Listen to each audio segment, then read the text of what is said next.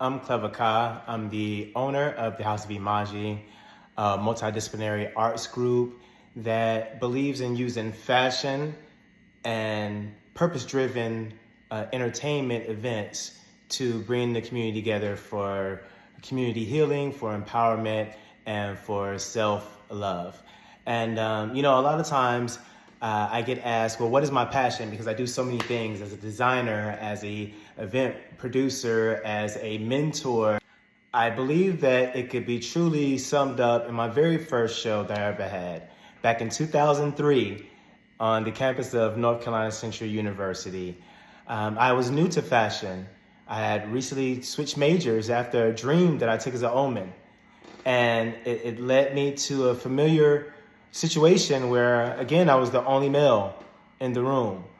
A lot of times I was the only black in the room as well, so that isolation a lot of times made me want to always bring that black boy joy, But for this very first event, I was a little nervous. I was about 5 months in, and I was ambitious.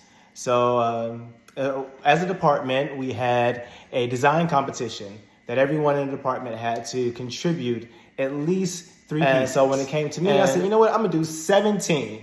Everybody took me as a joke, but it fueled me to do it. I was, again, nervous, didn't know what I was gonna do, but I did know that I wanted it to be about community. I wanted it to be about diversity. So at the end of the show, when they were announcing the winners, I ended up taking home 3rd prize for best design and best show overall for our presentation. It sparked a little something in me. I was a little excited, floating on cloud 9. So I went backstage and I noticed a young lady, one of my models, one of my full-figured models. She kind of favored Jill Scott a little, but she was in the corner and she was crying. And, I was immediately concerned, like, what's going on? And, she was like, Cleva, you make me look curvy. I don't look fat. It's hard for me to find clothing and that don't make me look fat, and you make me look curvy. And she hugged me and she continued crying. And I thought of my sisters, I thought of my mom, I thought about everyone out there that didn't fit that standard of what you're supposed to be, that was causing people to not really love themselves.